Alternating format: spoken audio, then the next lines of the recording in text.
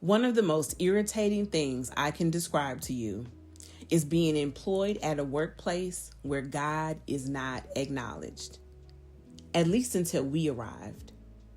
The delegators, decision makers, are void of light and take every opportunity they can to do wrong by somebody.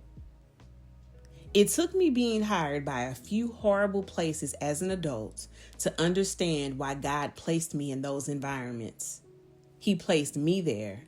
He placed you there because the light we carry has the ability to dismantle demonic altars and shift the atmosphere where we've been planted. Sometimes you have to shift your thinking to begin to make sense of the chaos. Instead of complaining and asking, why me? I challenge you to refocus your energy and thinking to instead ask, what do you need me to do here, God? Your voice carries authority. Your prayers are heard by God. Your presence in that space carries weight. So with that reminder, are you going to keep showing up every day unarmed? Or are you going to upset hell Monday through Friday, 9 to 5? Few workplaces in this society operate at a level which requires integrity, honesty, and accountability.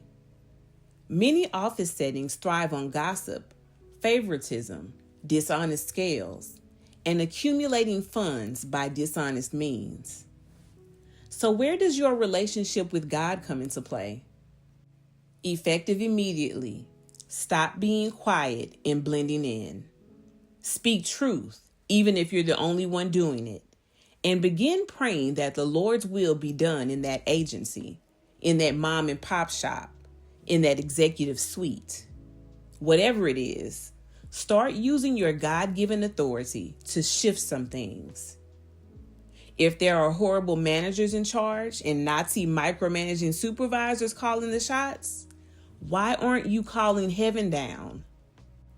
If you're being asked to falsify documents and defraud systems, why aren't you blowing some whistles? See, the thing is, if you call yourself a child of God, you can't sit idly by while the devil runs plays. You better be calling the referee and start blocking some shots. You do what's right no matter what. You let God deal with the fallout. You have him as your rear guard. And trust me when I tell you, he will contend with those who contend with you. You can't be an effective witness in disobedience. When your messy coworkers come into your office with gossip, where's your cutoff game then? You should be letting the bone collector know that your space is holy ground. Better yet, their spirit can identify your spirit. They should already know to fall back. But sometimes the problem is there are too many lukewarm Christians. Too frequently, we're straddling the fence. You have to pick a side in this battle. Your presence should command a certain level of respect, the kind of respect to where the nonsense ceases when you step into the room. Another reason God may have sent you to that space, somebody there is seeking God and has no idea how to find him. That is until you came along. Matthew chapter 5 verse 16 tells us to let our light so shine before men that they may see our good works and glorify our Father which is in heaven. The light you carry is attractive, meaning you will attract the good and bad. Those who are curious will want to know what it is about you that sets you apart. That thing that makes you different from everybody else in the building. Share the gospel every chance you get. Those seeds you plant today matter. Don't get hung up on whether or not your coworker begins making changes tomorrow. You have done what you were commanded to do. The condition of the soil cannot be your concern. And then you have the parasites. They will want to siphon your energy. Don't cast your pearls to the swine. With those who deal in darkness, you remain cordial at all times, be a team player, but don't get too close. You know them by their fruit. As a believer with a true relationship with God, your prayers change things. The effectual fervent prayer of a righteous man availeth much. Don't become so consumed with the dislike for your environment that you forget there's a greater purpose and assignment. Be the example. Pray for God to remove those in power who refuse to do what's right. Pray that dishonest scales be removed and that demonic altars be broken down. Use your authority to affect change.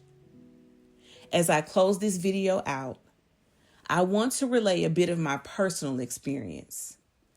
I won't say where, but I work for an agency where the well-being of children is the primary focus. I know I work with people who have the ability to make life-altering decisions, and they don't care 2 cents worth about other people's children. I pray daily before I step foot in the parking lot. I pray Psalm 91 protection over myself and the others who were there for divine purpose. I do the very things that I highlighted to you in this message. God is making changes. My presence is felt in every room I enter. The atmosphere has shifted around me. They recognize who I am without realizing it. I know the God in me is on display. I know that He placed me there to right some wrongs and expose dirty deeds. I know that my presence with my clients is felt. I pray with them and over them. I speak life into their situations.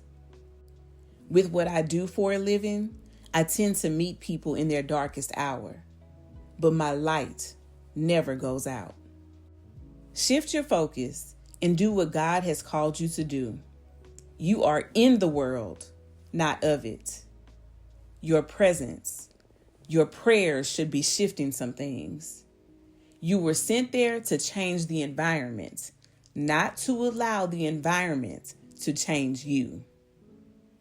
And be not conformed to this world, but be ye transformed by the renewing of your mind, that ye may prove what is that good and acceptable and perfect will of God. I hope I have said something today that inspired you, something that helps shift your thinking about why you are where you are and what you're supposed to be doing. Set your mind on things above. This is Ask Tasha, where faith meets real life. Next time.